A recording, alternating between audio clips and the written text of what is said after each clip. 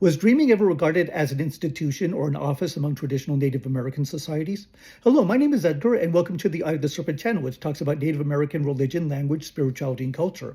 And I received this very interesting question from a comment on one of my YouTube shorts, so I wanted to address this with a YouTube short of my own. And to do this, I wanted to look at the specific focus in the question about the ancient Maya. And so that's going to be the focus that I would like to give to this video. So the premise that this question is running from is that dreams are a source of information. And that is to say that if the information that comes through dreams is so significant, there had to be some way to formally interpret and act upon the information that comes through it. And this is a general rule that we find among traditional Native American cultures. That is, unlike in the Western modern sense, where a dream is a vision to be had, in the traditional Native American worldview, a dream was knowledge to be received. And the person who had the dream was a participant, one who engaged with the beings, the powers in these other realms, because the dream was an out-of-body experience. This is very comparable to the concepts of shamanism, as the person who has the dream goes into these other realms in order to learn from and to engage with the forces and the beings that exist in these realms beyond the worldly plane. And we find a lot of this among the Maya. In fact, many of you may be familiar with the idea of the Nahual. That is a spirit animal double. And among the Maya, this term was called the Wai.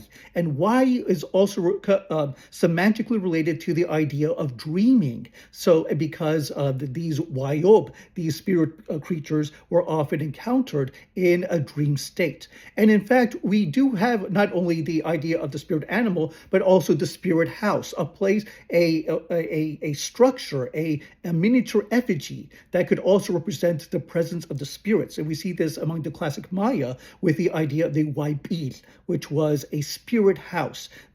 We have, for example, in the archaeological site of Copan in Honduras, and I'll show you a photo of this here on the screen. These are examples of Huaypil spirit houses that would have been given by the governor or by, like, say, the ruler of the city of Copan to relatives or to other dignitaries. And this was, in a sense, a locus, a place of encounter between the human and the spirit worlds. And Huaypil Ku is what we know these were called because the hieroglyphs themselves tell us this. The hieroglyphs on the side of the house, unfortunately, I don't have a photo of that from my visit to Copan, but on the side of one of these houses, it says Huaypil Ku, which is to say the dreaming house of the sacred. And that is to again reinforce this idea that a dream was an event where one could encounter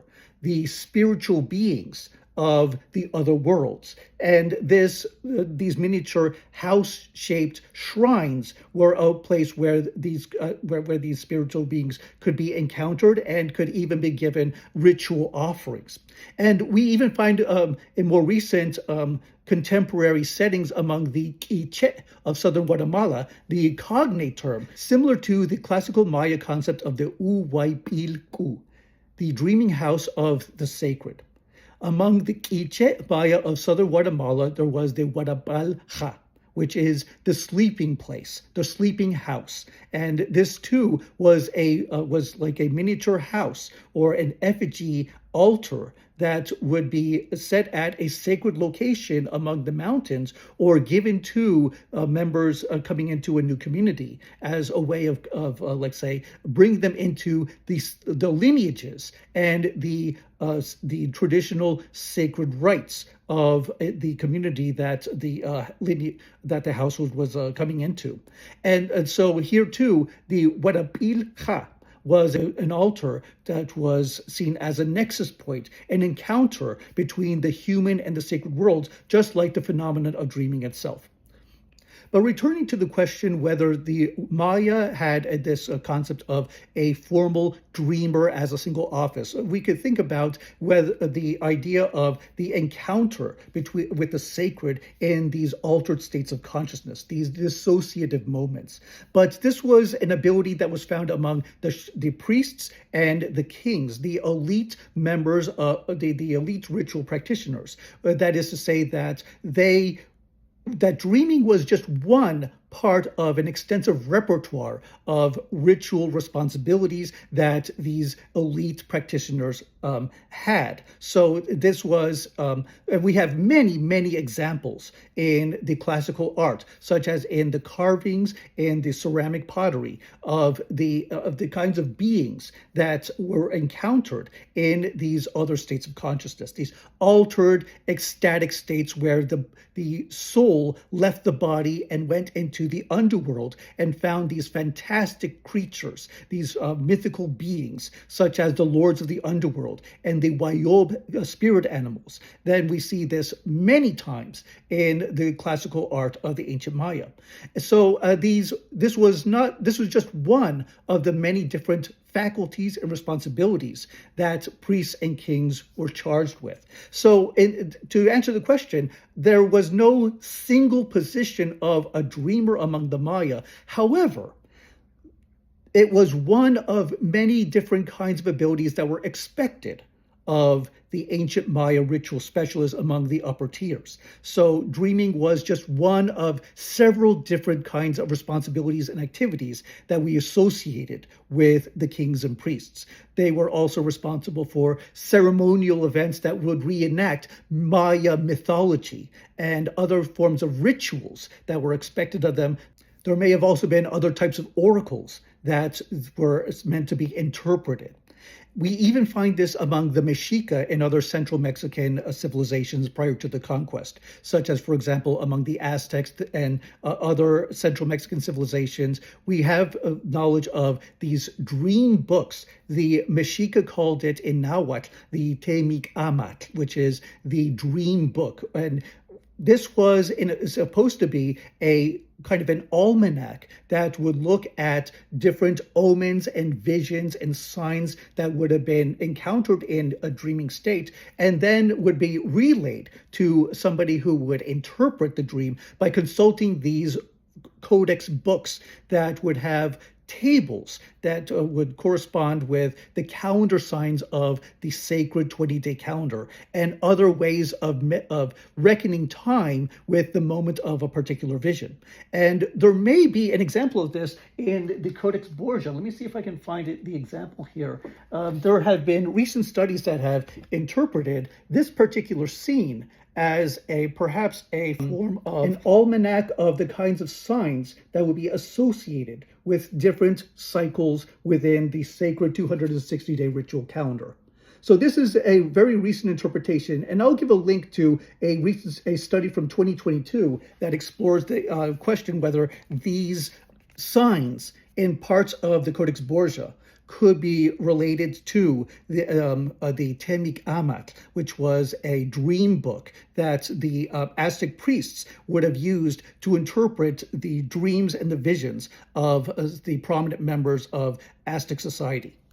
But also among the Mexica, I have never found anything that indicates that there was a single office for a dream interpreter. This was, again, one of several skills that would have been taught to those training in the priesthood. So if somebody was meant to be a diviner or an oracle, somebody who would read the signs, this dreaming was just one of several different kinds of oracles and other kind of divinatory modalities that would have been available to the priestly training. So again, and we also know that, for example, there were at least 5 different types of books, such as marriage prognostications, the consultation of the ritual 20-day sacred calendar, and the Dream book was just one of this set of at least 5 different types of books that were available for priests to consult. So here again, this was not a single profession, but rather one of a set of skills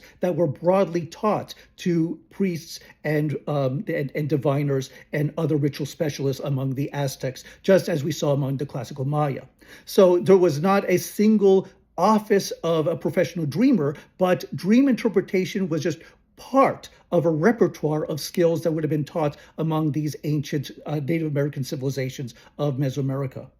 And even in the modern day, kind of to continue talking about Mesoamerican specialists, dreaming remains an important source of knowledge for ritual specialists, such as in my own fieldwork among the Nahua and the Otomi in northern Veracruz, in the Huasteca lowland region near the Gulf of Mexico. And I know this especially from my conversations with Otomi ritual specialists who rely on dreams as a source of knowledge, something that tells them more details than would be seen on the surface. It's kind of like the original augmented reality, because even though dreams may have a large number of, like, say, here and now mundane expressions, people that they know, lands that they walk upon, familiar communities and foods and other kinds of events, there is also commonly a supernatural layer upon them, this kind of otherworldly level that is added upon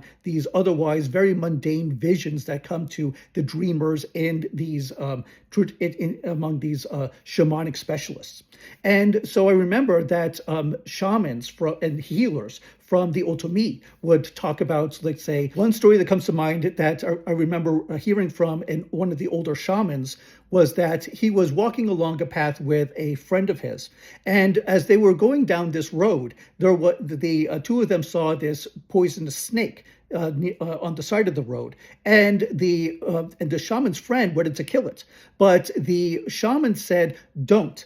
You shouldn't do that," because later on he would have a dream about that serpent and would realize that the serpent was the friend's spirit animal. So really coming back to this idea of the why, or the nawa, the companion spirit animal, here the Otomi shaman, the Bandi, was through direct knowledge, learning, discovering that the serpent that they had encountered on the road was in fact one of the spirit animal companions of his friend. So this is very similar to the idea of the why among the classical Maya, because why comes from the idea of sleeping or dreaming from classical Mayan language. And the why as a companion spirit animal was a kind of creature that would have been encountered and realized through the dream experience. So we have examples of this from both my research in the classical Maya, and also from my conversations with the shamans of the contemporary Otomi near the Gulf of Mexico, that is in northern Veracruz. So these ideas of spirit animals and the extra details of knowledge about the environment that are collected through dreaming remains an important part of Native American experiences of the sacred through these altered states of consciousness. And dreaming is a very common way of doing this. And I can also speak from my own experience as both a scholar and a researcher in this field, but also a descendant of one of these traditions. Among the Cora, or the Nayari of Nayarit in West Mexico, dreaming is also a very fundamental source of direct knowledge from beyond. And this is something that has been handed down across generations. And now, I know this was experienced by my grandfather, and very likely also my great-grandfather through the Nayari part of my ancestry. And I can speak from my most recent experience of this was just this morning. Today is August 9th, 2025. And just this morning, I dreamt about the Dallas Museum of Art, a museum that was very similar to the Art Museum, and I just had this sense that I was in Dallas this morning. So right before filming this video, I went online to look at the dma.org website to see if there was anything that might have pertained to this dream. Why did I have this dream about the Dallas Museum of Art? And I saw that next month, that is September 2025, there will be an exhibition about the textile painting traditions of the ancient Andes and in the west side of South America. So I thought maybe that's what this stream was telling me, was that I should look at this, and this would give me a reason to go back up to Dallas and revisit the art museum to see this interesting new exhibition, because they already have a substantial collection of South American art on display on, I think it's their third floor of the main part of the building.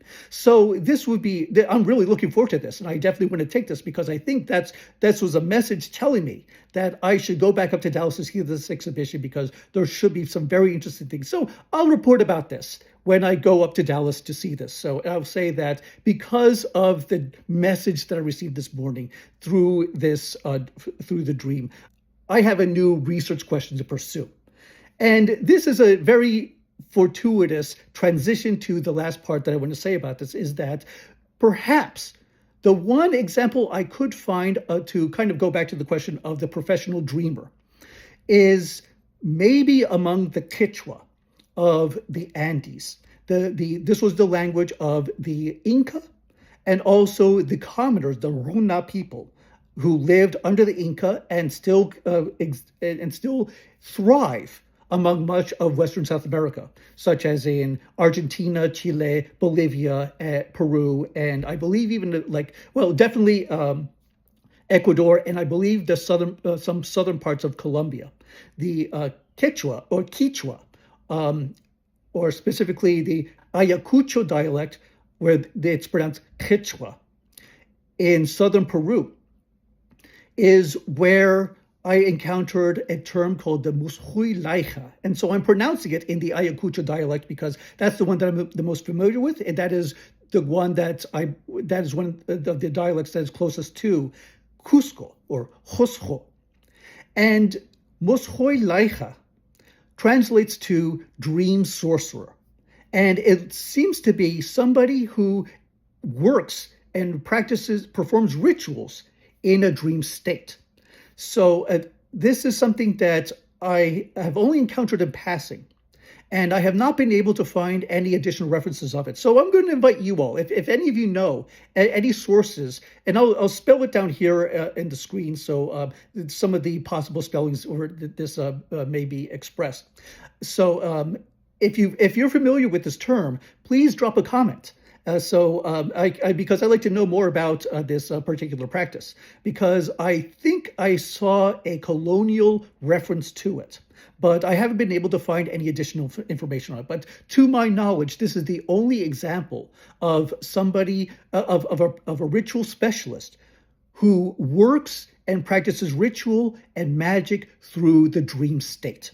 So this would be the closest that I've encountered to the idea of a singular professional dreaming as an office or an institution in a traditional Native American setting.